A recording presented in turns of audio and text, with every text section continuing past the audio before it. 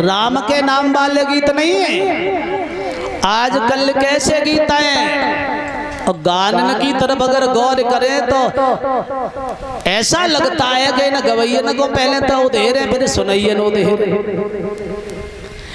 छज्जे ऊपर भयो बाजरो खिलेगा फूल चमेली को। अब परीक्षित महाराज बाजरा पे बाले आएगी चमेली के फूल और बहु मुड़गारी पे बता कहां तक झूठी। और इस गाने पे लोग अंधाधुंध नाचते हैं। वाह भाई वाह, ये गा वो लगा दो छज्जे ऊपर भयो बाजरा। ऐसे गीत सेटिंग को हरो रुमाल सूखी रहो जंगला में। यार देख रहो बंगला में तो क्या मतलब है कहू को चाहे रुमाल सूखे चाहे पूरी साड़ी सूखे, तुझे क्या लेना देना। एक और गाना है, छत पे सोया था बहनोई मैं पति समझ के सो गई। अब राणा जी मुझे माफ करना गलती मुझसे हो गई। अब माफ के अलावा राणा जी पे खा धरो है। तू गई का करना थी छत पे। ऐसे ऐसे गाना है, लोग बड़े मन से नाचते। अब ये भी कोई गाने कवियों ने लिखा है शास्त्रों के अंदर कि जिस मुख राम नाम नहीं आवा वो मुख ब्रह्मा व्यर्थ बनावा। चाहे जा चेहरा पे कितने क्रीम पाउडर रगड़ो कोई सुंदरता का महत्व नहीं है जब तक कि राम का नाम नहीं आएगा। अब ठाड़े ठाड़े तो भोजन बनाए रही है माता बहने और नचती जाती है भोजन में। मेरे अंगने में तुम्हारा क्या काम है मेरे, कहने का मतलब राम का नाम नहीं आएगा गानों के। ऐसे गाना नहीं गाना चाहिए। और जब माताएं ये गलती करती हैं तभी तो संतान गलती करती है।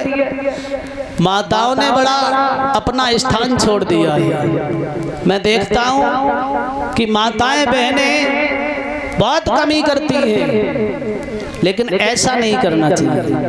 धर्म केवल आपके ऊपर टिका हुआ है, हमारे भाइयों के ऊपर इतना नहीं है। माताएं बहनें अपने रास्ता से अलग हट जाएंगी, ये पतन हो जाएगा धर्म का।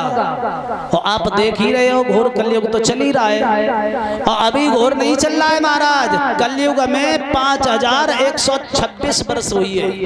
इसकी पूरी उम्र 4,32,000 वर्ष की है। अभी तो बच्चा है और इस उम्र में आंधी उठ रही है। बाप मेहनत करता है, कमाई करता है अपने बच्चे के अपनी बच्ची के तन को ढकने के लिए। बाप मेहनत करता है अपने बच्चों को खिलाने के लिए और तन ढकने के लिए। और बेई बच्चा बच्चियां कपड़े उतारते हैं रोडों पे फॉलोवर बढ़ाने के लिए। देखे होंगे कैसे कैसे वीडियो अच्छे बनाती है। तो अपने हाथ से अपनी इज्जत रखना चाहिए। तो धन्य है ये कलयुग।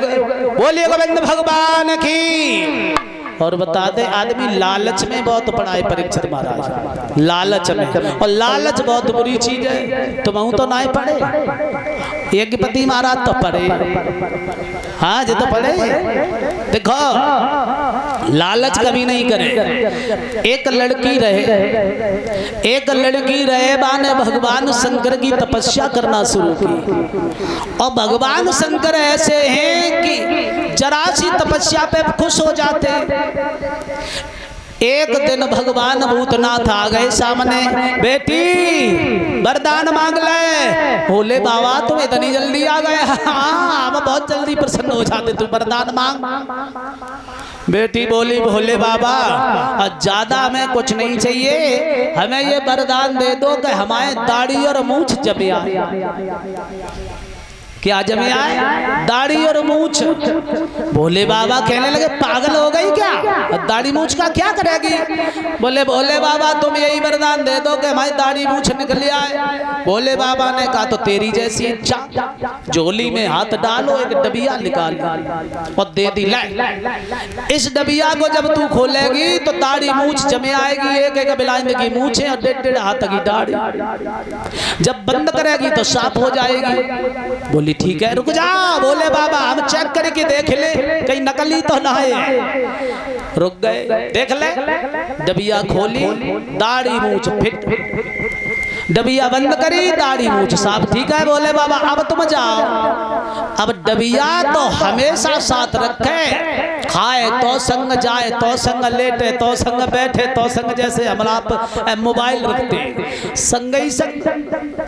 कुछ समय के बाद शादी भई, और शादी जब भई तो अब डबिया संग लेके गई।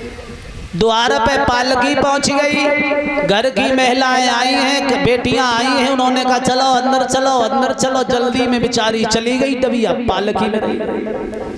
अब सोचने लगी कि डबिया कैसे आए, डबिया कैसे आए। अगर मैं अभी जाऊंगी तो मोहल्ला की घर की महिलाएं कहेंगी देखो कैसी बहू आई है, आए बे की देर ना भाई, और द्वार की हवा खाई उठी। शर्म की बात है। और एक बात बता दें, घर में काम वाले होते हैं या तो नाई या धीमर, यही सबसे ज्यादा काम करते हैं। तो उस घर में एक नाइन रहे मोटी ताजी, कोई काम की कहे उन नाइन चाची सो कहे, नाइन चाची फलानी चीज खाए, नाइन चाची फलानी चीज खाए। बहू ने सोची जे नाइन चाची काम की चीज है। एक लड़की को भेजा, बेटा नाइन चाची को बुला के लाओ। नाइन चाची को बुलाने के लिए लड़की गई। लड़की ने जाके कही नाइन चाची भाभी बुलवा रही है। कौन सी भाभी? जो नई आई है वो। और नई बहू को बुलवा सुन के बज के गई नाइन चाची। बोलो बोलो बहू बेटा बोलो, क्या काम है?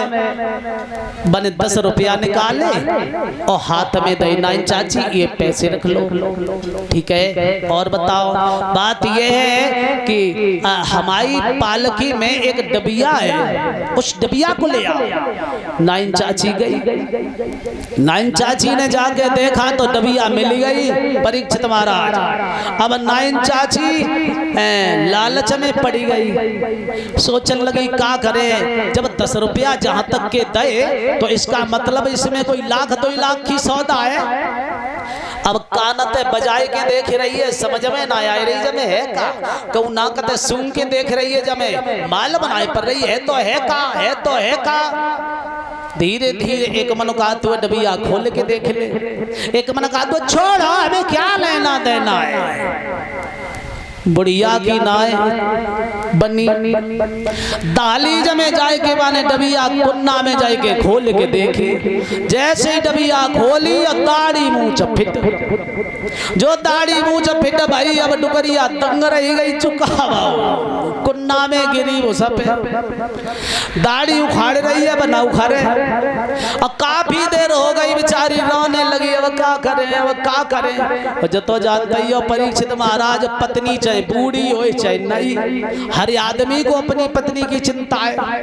अंधेरा हो गया, नाऊ ठाकुर ने लाठी उठाई और लांटनी उठाई और ढूंढने के लिए चले। उसी घर में आए जिस घर में शादी होके आई थी। अंदर भीतर चले गए और बुढ़िया दालीजा में बैठी। भीतर जाके आवाज लगाई, बहू बेटा, बहू बेटा यहाँ कोई है? एक लड़की बोली बताओ बाबा कैसे आना हुआ? बोले जहाँ डुकरिया आई अति बहुत देर से, कहाँ गई? बोले बे तो बहुत देर से चली गई। और डुकरिया कुन्ना में बैठी, बाने आवाज सुन ली अपने पति की, सोचने लगी हमें जमालम पत्तू डोकर आए। उठे और उठ करके वो बुढ़िया और किबार के सारे खड़ी रही, गेट के पास खड़ी हो गई। वे लेके लांटन जैसे ही आए वैसे ही बुढ़िया ने हाथ पकड़ा अंधेरे में से, और जैसे ही हाथ पकड़ो डोकर वो एकदम डर गए। कौन है? शांत रहो शांत रहो, हमें मोतिया की अम्मा। तू यहाँ क्या कर रही है? चल घरे चल, काफी देर हो गई हमें ढूंढते ढूंढते। बोली मेरी बात सुनो बात सुनो। अंधेरे में को खींच के ले गई परीक्षित महाराज। बोली ऐसो करो तुम हमारे मोंघाए देखो, ते मोंघाए देखे हैं ते मों देखत देखत बुढ़ापो आएगा ते मोंघाए कहाँ देखते? चले करे चले। बोली मेरी बात सुनो, मेरे मुंह की तरफ तो देखो। चले तेरे मुंह की तरफ देखे थे सब दांत उखड़ गए, तो मुंह कहाँ देखे? चल तू घरे चल। बोली नहीं वो बात नहीं है, बात सुनो तो तुम मैं मोंघाए ना देखो तो मैं गाल पे हाथ फिरा। पागल है, मोंघाए देखो गाल पे हाथ फिरा।